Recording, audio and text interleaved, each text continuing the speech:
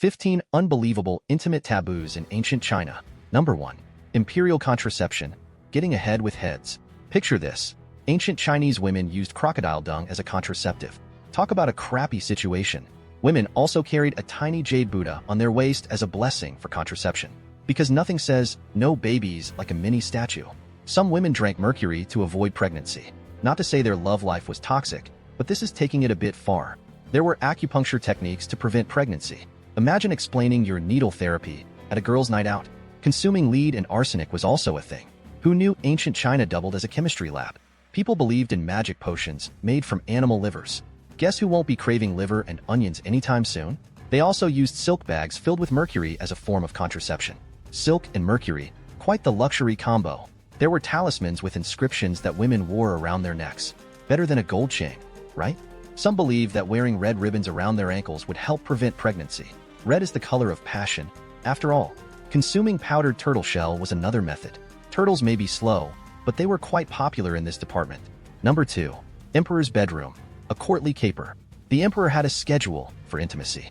Imagine needing a royal calendar to plan your nights of passion. Eunuchs were the original wingmen, arranging encounters and ensuring everything was on royal protocol. Talk about a buzzkill. Emperors had dozens of concubines, but only the chosen one got the royal treatment each night. Must have been quite the competition. The emperor could only have sex during certain astrological alignments. Nothing like waiting for the stars to literally align. Concubines had to undergo a detailed inspection before meeting the emperor. Think TSA, but for ancient intimacy. There were specific sex manuals written for the emperor. 50 Shades of Ming Dynasty. Anyone?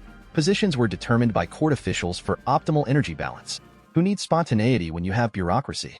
The emperor's bedchamber was designed according to feng shui, because bad qi in the bedroom is a no-no. There were rituals to cleanse the emperor after sex. A royal wet wipe, if you will. Concubines who got pregnant were in a precarious position. If it wasn't a boy, the Game of Thrones got real. Number 3. Forbidden Love. Breaking all the dynasty rules. Relationships between people of different social classes were forbidden. Talk about dating out of your league. Love between teachers and students was considered scandalous. Those forbidden after-school tutorials, am I right? Women could be punished for seducing men, because men were clearly innocent lambs back then. Same-sex relationships were taboo, but surprisingly common among soldiers. Camaraderie took on a whole new meaning. Widows were expected to remain celibate and loyal to their deceased husbands. Talk about an eternal relationship. Divorced women were considered damaged goods, the ancient equivalent of having a bad Tinder profile. Public displays of affection were a big no-no. If you liked it, you had to put a ring on it. In private, adultery could lead to severe punishment, often death. It's not cheating if you value your life. Certain times of the year were off-limits for sex, like during major festivals. Even passion had a holiday schedule. The green hat syndrome. Men avoided wearing green hats as it symbolized a cheating wife. A fashion faux pas with serious implications. Number 4. Chastity belts. Locked up love. Chastity belts weren't just medieval European myths. They were a thing in ancient China too. Imagine a love life with padlocks. These belts were made from metal and had intricate designs. Functional and fashionable, if you're into that sort of thing. Husbands often locked up their wives before going on long trips. Trust issues much? These belts had to be specially crafted, which means there was a whole industry for them. Talk about niche markets. They were considered a sign of a woman's virtue, because nothing says pure like a metal diaper.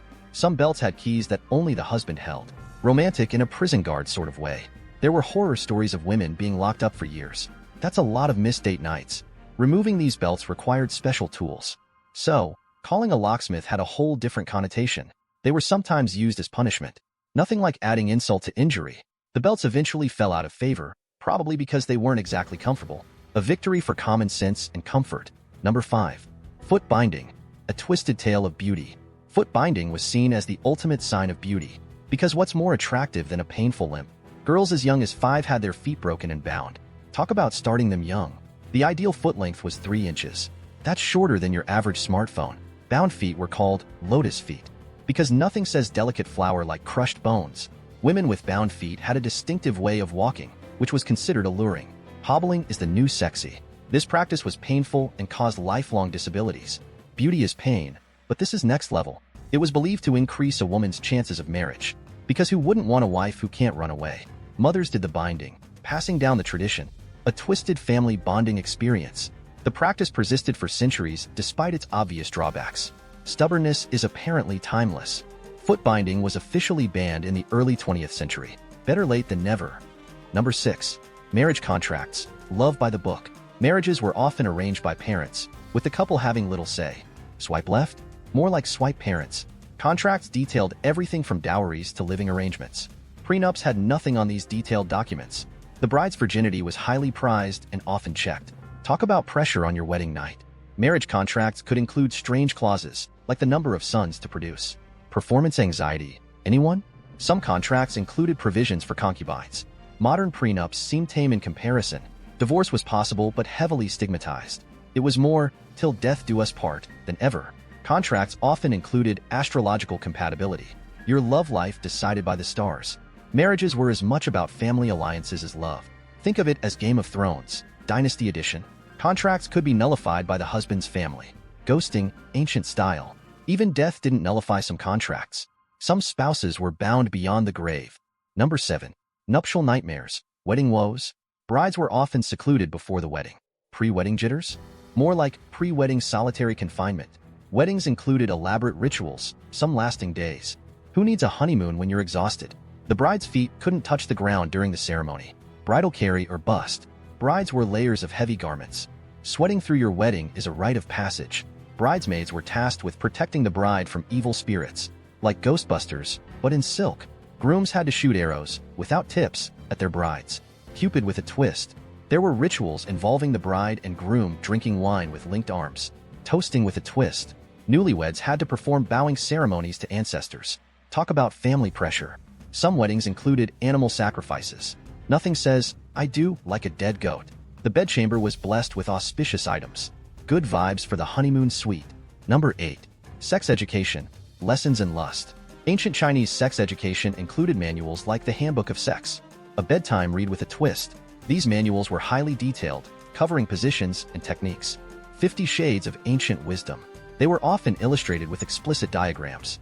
Who needs imagination when you have diagrams? Manuals emphasized harmony and balance in intimacy. Yin and Yang in the bedroom. They also included health advice related to sex. Think of it as ancient wellness. Some manuals were written for emperors, detailing how to maintain vigor. Royal bedtime stories. There were instructions on breathing techniques during sex. Don't forget to breathe. Manuals were considered educational, not erotic. Enlightenment over excitement. They were sometimes given as wedding gifts. A spicy gift for the newlyweds. These texts showed that sex was considered an important part of life. Ancient China, where education and intimacy went hand in hand. Number 9. Concubine culture. The other wives. Concubines were often gifted to men of high status, like a gift basket, but human. They had lower status than wives, but could rise in rank. The ancient version of climbing the corporate ladder. Their main role was to produce sons. No pressure, right? Concubines often lived in separate quarters. A little distance makes the heart grow fonder. Some concubines wielded significant influence. Behind every great man is a concubine with a powerful agenda. They were subject to strict rules and could be replaced if they failed to produce male heirs. The ultimate job performance review. Concubines were sometimes involved in political intrigues. Forget reality TV. This was ancient drama at its finest. The most favored concubine often had special privileges.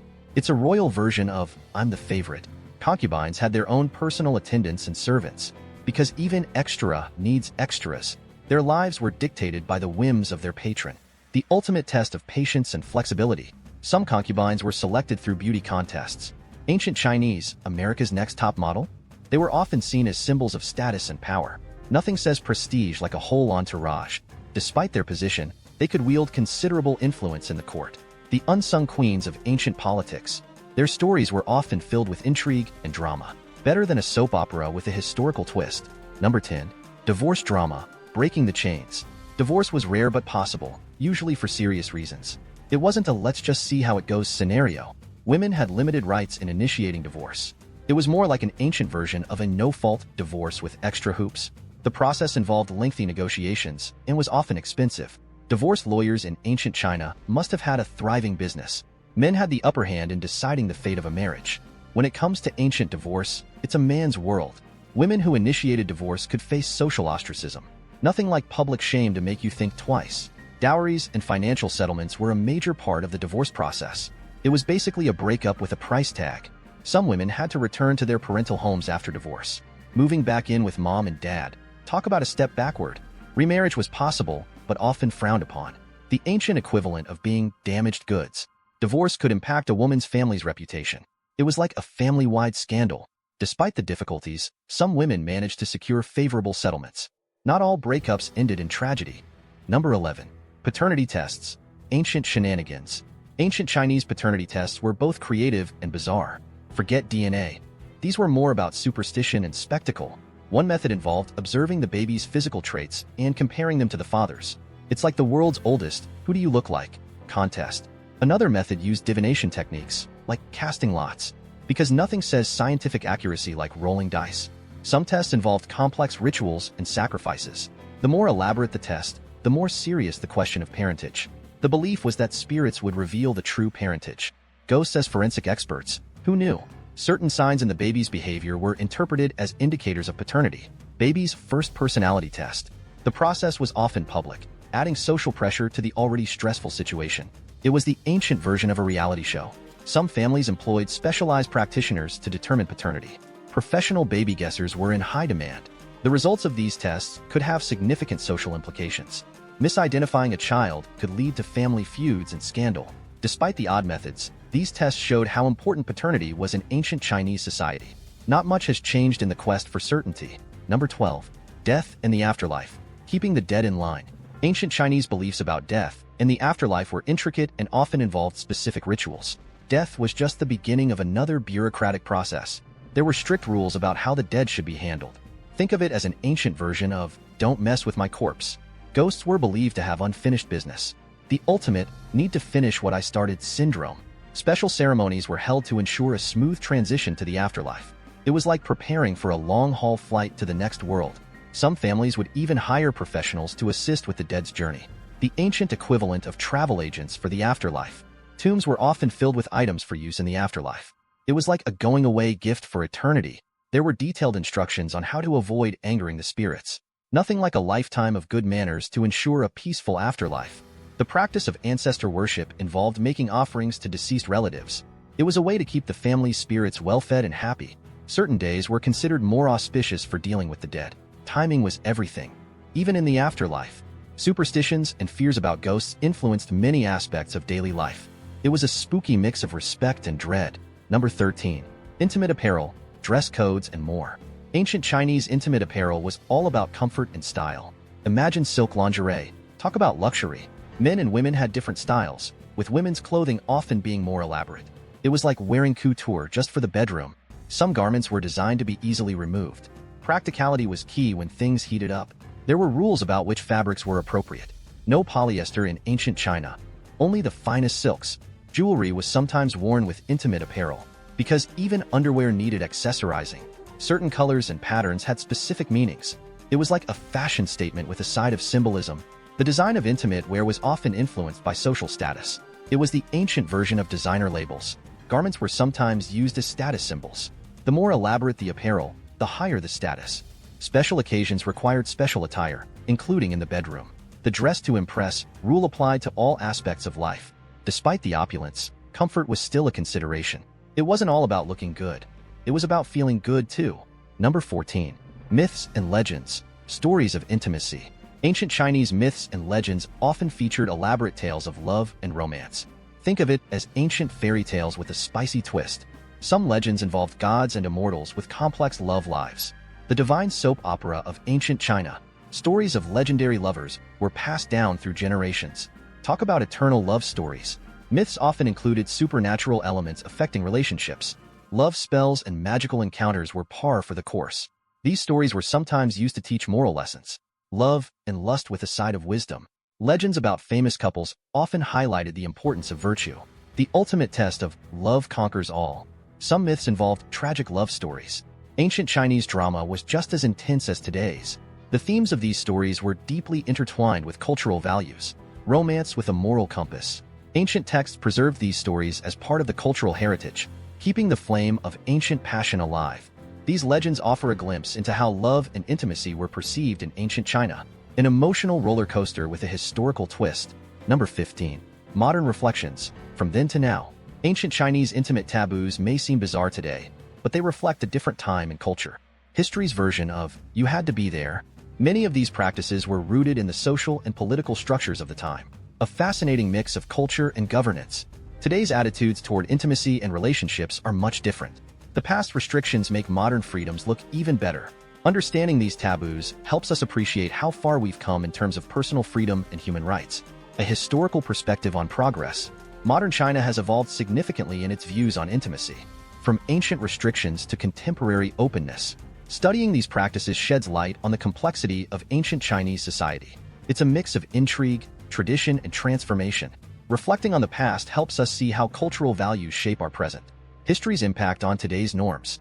The evolution of intimate taboos shows how cultural norms change over time. From strict regulations to more relaxed attitudes. Learning about these practices is both educational and entertaining. History with a side of humor. The story of ancient China's intimate taboos is a reminder of how diverse human experiences can be. A captivating journey through time. There you have it, 15 unbelievable intimate taboos in ancient China that prove history can be both educational and hilariously strange. Who knew learning about the past could be such a wild ride?